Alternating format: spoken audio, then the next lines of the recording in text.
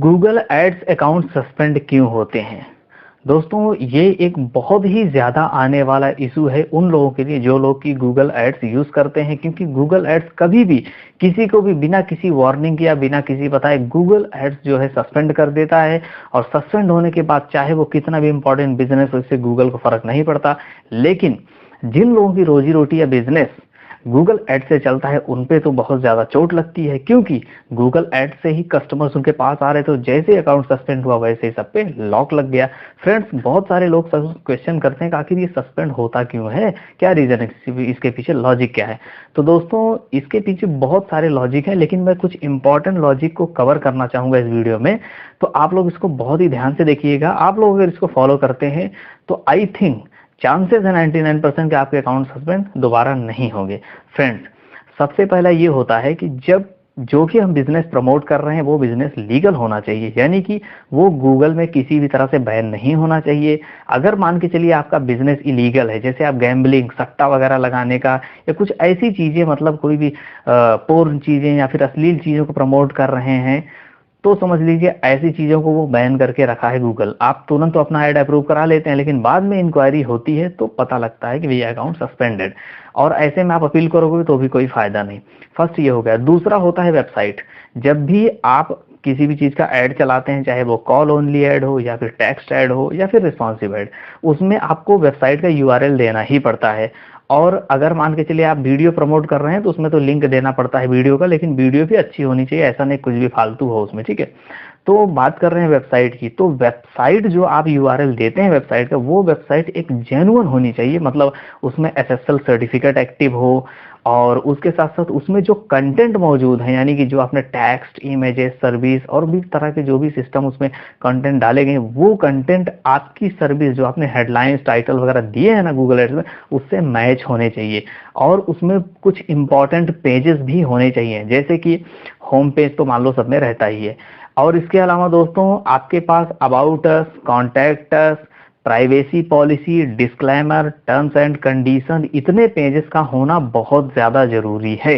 जिसमें से disclaimer page एक ऐसा पेज होता है जिससे आपको क्या होता है कि अगर आपकी वेबसाइट या सर्विस में कुछ गड़बड़ी भी है या आपसे कुछ गलती भी होती है तो वो आपको बचा लेता है ऑनलाइन सिस्टम के प्लेटफॉर्म से। क्योंकि डिस्क्लेमर का मतलब ही होता है कि आप देखिए, आप कभी भी कोई मूवी या फिल्म या कोई भी ऐसा चित्र देखते हैं तो जो कि थोड़ा सा अजीब हो या मतलब थोड़ा सा किसी भी तरह से किसी को भी वॉलेट करता हो, तो उसके आगे जो है वीडियो शुरू होने से पहले या इमेज के पहले डिस्क्लेमर जरूर दिखाया जाता है। डिस्क्लेमर बहुत पावरफुल चीज होती है दोस्तों। ये आपको कॉपीराइट और बहुत सारी चीजों से बचाता है, यानी कि आपने पहले ये लिखित सर्टिफिकेट दे दिया गया है कि इस वीडियो को सिर्फ मतलब एक खास पर्पज से बनाया है, इसको कोई दिल पे ना ले, ठीक है। तो सेम डिस्क्लेमर भी आपकी वेबसाइट को गूगल के वॉयलेशन पॉलिसी के अगेंस्ट नहीं जाने देता है, ठीक है। प्राइवेसी पॉलिसी का मतलब ये होता है कि आपकी वेबसाइट पर जो यूजर्स आ रहे हैं, ठीक है, जो यूजर आ रहे हैं उनकी इंफॉर्मेशन को आप किस तरह से यूज करते हैं, किस किस के साथ शेयर करते हैं, प्राइवेट कैसे रखते हैं। टर्म्स एंड कंडीशन का मतलब ये होता है कि कस्टमर जो है जब आपके पास आता है तो आपके ऐसे कौन से नियम कानून है जो उसको मानने पड़ते हैं, ठीक है। तो ये सारी चीजें जो है आपका वेब डेवलपर करके देता है, जो आपकी वेबसाइट डिजाइन करता है। लेकिन कभी कभी क्या होता है दोस्तों कि मार्केट में बहुत सारे वेब डेवलपर अवेलेबल हैं और जो कि चवन्नी अठन्नी लेकर के नॉर्मल रेट पे आपकी वेबसाइट तैयार करते हैं। आपको लगता है हमारा काम बहुत फ्री में हो गया, लेकिन ऐसे वेब डेवलपर जो है ना, फ्री की थीम यूज करेंगे और सिंगल पेज में ही आपकी पूरी वेबसाइट को वो रेडी कर देंगे। ऐसी वेबसाइट किसी काम की नहीं होती, कभी गूगल इनको पास नहीं करता। आप इनको 2-4 10 दिन, हो सकता है 1 महीने ऐड चला लें, लेकिन बाद में जब आपके ऊपर सस्पेंशन की स्ट्राइक लगेगी तो समझ लीजिए आप अपील करना तो छोड़िए, दोबारा आप एड यूज करने के लायक नहीं रह जाएंगे उस वेबसाइट को। तो इस तरह की वेबसाइट से बचें। और ये वेबसाइट कब किस पर हैक हो जाए कुछ कहा नहीं जा सकता। कभी कभी क्या होता है, हमारी वेबसाइट हैक हो जाती है ऑनलाइन, ठीक है, हमें पता नहीं चलता, हमको तो इंटरफेस दिखता है सेम है, लेकिन वो हैक हो चुकी रहती है।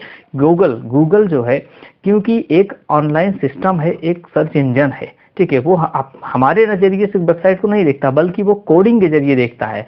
और कोई भी हैकर जब आपकी वेबसाइट में हैक करता है तो वहां कुछ ना कुछ चीजें छोड़ता है, ठीक है। जो सिक्योरिटी लेयर्स जब टूटती हैं तो वहां पर कुछ कोड्स रह जाते हैं जिनको गूगल ही डिटेक्ट कर सकता है।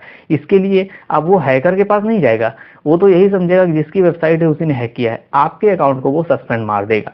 तो इस हिसाब से पहली बात तो आप एक जेन्युइन प्रोफेशनल और अच्छी वेबसाइट बनाएं जो कि प्रीमियम थीम्स पर बनी हो। थोड़ा खर्चा भले आपको ले, क्योंकि आप बिजनेस कर रहे हैं, मजाक नहीं, तो उसके लिए थोड़ा सा जो है आप अच्छी क्वालिटी की वेबसाइट जरूर बनवाएं। और एक पेजेस की वेबसाइट बनवाने से बिल्कुल बचें, अलग अलग पेजेस के बनाओ, जैसे सर्विस के पेज अलग हो, अबाउट कॉन्टैक्ट अस के पेज अलग हो, प्राइवेसी एवरीथिंग के पेज अलग हो, होम पेज अलग होना चाहिए। तो ये हो गया वेबसाइट। अब आता है तीसरा नंबर, बिलिंग इन्फॉर्मेशन। जब भी आप एड अकाउंट बनाते हैं, फर्स्ट ऑफ ऑल क्या करता है, आपको बस पूछता है गूगल किस टाइप के आपको कैंपेन मतलब ऐड चलाना है, सर्च ऐड या फिर ब्रांड प्रमोशन, एवरीथिंग। उसके बाद आपसे पूछता है कि आप वेबसाइट या फोन कॉल ऐड चाहते हैं। इसके बाद क्लिक करने के बाद आप टाइटल, टैग, डिस्क्रिप्शन और अपना बजट और लोकेशन और भी कुछ इन्फॉर्मेशन वहां पे भर के सबमिट करते हैं। फाइनली ऐड बनाने के बाद आप जाते हैं बिलिंग एरिया पे, वहाँ आप अपना नाम और अपना एड्रेस वगैरह भर के फाइल करते हैं। कुछ लोग क्या करते हैं, इतनी जल्दी में रहते हैं ना कि उसमें कुछ भी भर देते हैं, अपना नाम भर दिया, एड्रेस में कुछ भी डाल दिया। ये सब नहीं चलेगा। आप अगर मान के चलो इंडिविजुअल है, आपका कोई ऑफिस नहीं है, तो आप अपने घर का एड्रेस डालिए जो आपके आधार या पैन कार्ड में पड़ा है। और अगर मान के चलिए वो उसमें डालने के बाद अगर आपका कोई ऑफिस वगैरह है तो आप ऑफिस का भी एड्रेस डाल सकते हैं। कुछ लोग मुझसे पूछते हैं कि सर वहां पर इंडिविजुअल और बिजनेस का ऑप्शन आता है, उसमें क्या सेलेक्ट करें। तो देखिए, अगर आप मान के चलिए आपके पास कोई बिजनेस का डॉक्यूमेंट नहीं है, ठीक है, ना जीएसटी है, ना गुमास्ता लाइसेंस, मतलब कोई भी सरकारी डॉक्यूमेंट नहीं है, पैन कार्ड आधार छोड़ के, तो आपको यहाँ पर इंडिविजुअल सेलेक्ट करना है। लेकिन आपके पास जीएसटी या फिर गुमास्ता या कोई भी सरकारी डॉक्यूमेंट है जो कि ये प्रेजेंट करता है कि हाँ आपकी दुकान है ऑनलाइन, तो आप यहाँ पर बिजनेस सेलेक्ट कर सकते हैं इससे। और हाँ, बिजनेस सेलेक्ट करने में फायदा ये रहता है कि जब आपका बिजनेस ऑपरेशन वेरिफिकेशन जो है वो बहुत ही आसानी से कंप्लीट हो जाता है। कभी कभी गूगल भी ये समझता है कि कुछ लोग जो अकाउंट बनाते हैं वो सेलेक्ट तो इंडिविजुअल करते हैं, लेकिन उनका कैंपेन अगर वो सब देख करके लगता है कि ये बिजनेस है, तो ऐसे में क्या है, एडवर्टाइजर्स बिजनेस वेरिफिकेशन में ना बहुत ज्यादा प्रॉब्लम आती है। हालांकि हो जाता है लेकिन दिक्कतें बहुत ज्यादा आती हैं, क्योंकि जिस कस्टमर के पास जीएसटी है अगर वो इंडिविजुअल सेलेक्ट करता है तो ये बात सही नहीं है, ये एक बिजनेस है, ठीक है, आप इसमें बिजनेस अकाउंट बनाइए। तो फ्रेंड्स, ये हो गया बिलिंग सिस्टम का, इसको भी आप करेक्ट कीजिए, एड्रेस वगैरह सारे इन्फॉर्मेशन सही प्रोवाइड कीजिए। अब दोस्तों चौथे नंबर पे आता है पेमेंट मेथड। दोस्तों बहुत ही ज्यादा ध्यान से सुनिएगा, पेमेंट मेथड से कैसे डिटेक्ट करता है। सबसे ज्यादा जो इशू, मान के चलिए आज आपने अकाउंट बनाया कल सस्पेंड हो गया, ठीक है, सबसे ज्यादा जो डिटेक्शन होता है वो पेमेंट की वजह से होता है। कभी कभी क्या होता है, मान के चलिए हमारा पहले वाला अकाउंट था, उसमें हम अपने वीजा कार्ड से पेमेंट करते थे, ठीक है, अचानक वो 2 दिन पहले सस्पेंड हो गया, हमने अप्लाई कर दिया, हमने दूसरा अकाउंट बनाया, लेकिन पेमेंट मेथड में हमने उसी एटीएम कार्ड को यूज कर दिया है, उसी वीजा कार्ड को यूज कर दिया जिस वीजा कार्ड को हम पहले वाले अकाउंट में यूज करते थे। तो ऐसे में क्या है ना, गूगल के पास आपकी पेमेंट की इन्फॉर्मेशन रहती है, वो डिटेक्ट कर लेता है, और डिटेक्ट कर लेने के बाद उसे पता चल जाता है कि हाँ भैया ये फिर से आ गए, तो बोलता है भैया जैसे आए हो वैसे ही निकल लो, जब तक कि पुराना वाला अनसस्पेंड नहीं हो जाता है, ठीक है। यानी कि उसकी नजर में आप तब तक चोर हो जब तक कि आप साबित नहीं हो जाता। तो इसलिए आप दोबारा से जो है वो नहीं होता। जैसे कि मान के चलिए कोई क्रिमिनल है, वो पकड़ा जाता है किसी जुर्म में, भले ही जुर्म साबित ना हुआ हो, लेकिन वो पकड़ तब तक पुलिस की गिरफ्त में रहेगा जब तक फाइनली हियरिंग नहीं हो जाती है। सेम ऐसा ही गूगल भी करता है, अगर आप सही हैं तो वो आपके अकाउंट को अनसस्पेंड कर देगा, फिर बनाते रहो 75 अकाउंट, लेकिन जब तक सस्पेंड है तब तक आप ये सारी गलतियां करोगे तो फंसोगे।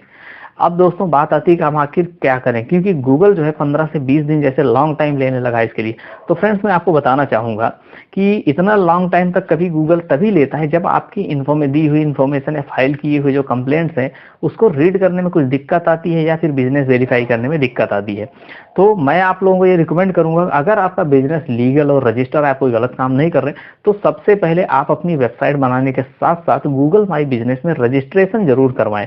गूगल माई बिजनेस में रजिस्टर कैसे करते हैं, लिंक डिस्क्रिप्शन में वेबसाइट का जाके वहां पर हमारे एग्जीक्यूटिव से आप बात कर सकते हैं, वो आपको फुल गाइड करेंगे आप कैसे अपना माई बिजनेस अकाउंट सेटअप कर सकते हैं। और फ्रेंड्स मैं आपको बता देना चाहूंगा कि आपको वेबसाइट पर बहुत ज्यादा ध्यान देना है। वेबसाइट अगर आपकी ठीक रहेगी तो अकाउंट सस्पेंशन लगभग जो है 99% होता ही नहीं है, अगर आप कोई अन्य गलती ना करें। तो अगर दोस्तों आप चाहते हैं कि आपकी एक प्रोफेशनल वेबसाइट हो जिस पर आप अपना एड रन कर सकें बिना एनी मतलब प्रॉब्लम के, तो इस वीडियो के डिस्क्रिप्शन में हमारी कंपनी की वेबसाइट का लिंक दिया है, उस लिंक पर जाकर के आप हमारे एग्जीक्यूटिव से सपोर्ट ले सकते हैं। वो आपको बताएंगे कि आप किस तरह से प्रोफेशनल वेबसाइट क्रिएट कर सकते हैं फ्री डोमेन होस्टिंग के साथ।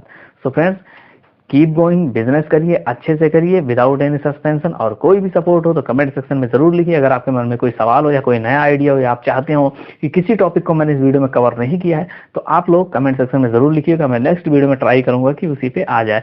फ्रेंड्स एक चीज मैं आपको और बता देना चाहूंगा कि नेक्स्ट वीक से मैं Q&A वीडियो एवरी संडे लेके आना चाहूंगा, जिसमें आप लोगों के किए हुए कमेंट में जो भी सवाल रहते हैं उनके जवाब जो है देने की पूरी कोशिश करूंगा। सो फ्रेंड्स, चलिए फिर मिलें किसी और वीडियो के साथ, तब तक के लिए जय हिंद।